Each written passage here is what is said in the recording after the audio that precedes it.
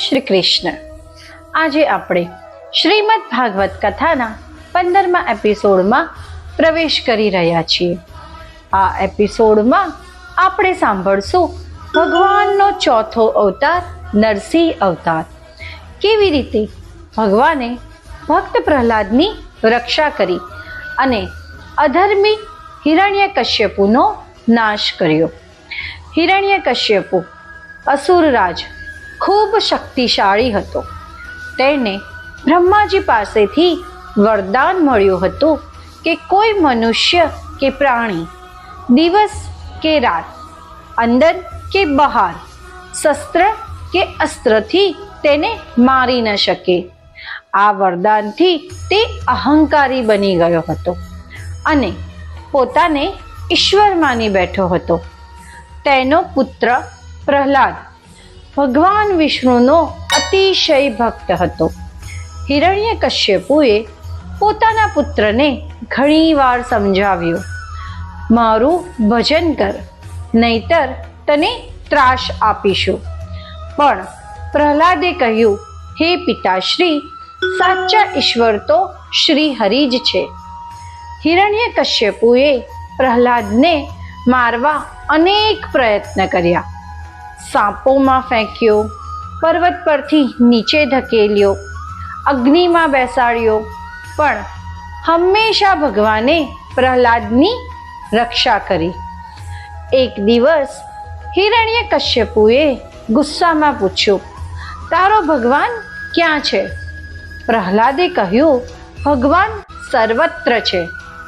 હિરણ્યકશ્યપુએ સ્તંભને લાત મારી અને અચાનક જ સ્તંભમાંથી પ્રગટ થયા નરસિંહ સ્વરૂપે ભગવાન, અડધા માનવ અને અડધા સિંહ. તેમની આંખોમાં અગ્નિ, નખોમાં દિવ્ય તેજ. સંપૂર્ણ જગત ધ્રુજી ઉઠ્યું. નરસિંહ ભગવાને હિરણ્યકશ્યપુને પકડી લીધો. સાંજનો સમય હતો, ન દિવસ ન રાત. તેમણે એને મહેલના દ્વાર પર ન અંદર ન બહાર પકડીને પોતાના નખથી, એટલે કે ન શસ્ત્ર ન અસ્ત્ર, તેનો નાશ કર્યો. વરદાન સાચું પણ રહ્યું અને અધર્મનો વિનાશ પણ થયો. ભગવાન નરસિંહ ગુસ્સામાં ભયંકર દેખાતા હતા. કોઈ દેવતા તેમને શાંત કરી શક્યા નહીં. પ્રહલાદ નમ્રતાથી આગળ વધ્યો, ભગવાનની ગોદમાં બેઠો અને સ્તુતિ કરી. ભગવાન શાંત થયા અને પ્રહલાદને આશીર્વાદ આપ્યા. હે પ્રહલાદ, તું સદા ભક્તિમાં સ્થિર રહેજે. મારી કૃપા તારા પર હંમેશા રહેશે. આ પ્રસંગ આપણને શીખવે છે કે સાચા ભક્તની રક્ષા માટે ભગવાન કોઈ પણ સ્વરૂપ ધારણ કરે છે. અધર્મ કેટલો જ મોટો હોય પણ અંતે નાશ પામે છે. ભક્તિમાં વિશ્વાસ રાખવાથી ભગવાન ખુદ રક્ષણ આપે છે. આગામી એપિસોડમાં આપણે સાંભળશું ભગવાનનો 5મો અવતાર વામન અવતાર.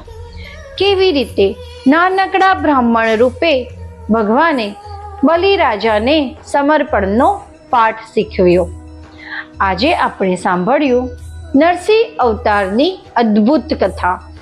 કેવી રીતે ભગવાને ભક્ત પ્રહલાદની રક્ષા કરી અને હિરણ્યકશ્યપુનો નાશ કર્યો.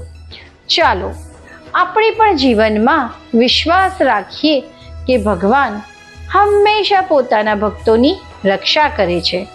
માટે જ ચેનલને સબસ્ક્રાઈબ કરો, લાઈક કરો અને આ દિવ્ય સંદેશ અનેક ભક્તો સુધી પહોંચાડો. જય શ્રી કૃષ્ણ.